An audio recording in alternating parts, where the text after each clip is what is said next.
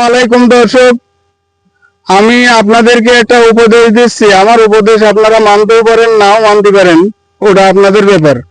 কিন্তু উপদেশটা হচ্ছে এটাই যে আপনারা কখনো কাউকে সেদে কোনো উপকার করবেন না এবং কোনো যুক্তি দেবেন না। দিতে গেলে লাস্টে আপনার বদনাম আসবে যে এই লোকটার কথা শুনে আমি ভুল করেছি, আমার লস হয়েছে। যদি আমি এই লোকের কথা না শুনে আমার নিজের ইচ্ছা মতো কাজ করতাম, তাহলে আমার হয়তো বা অনেক উন্নতি হতো।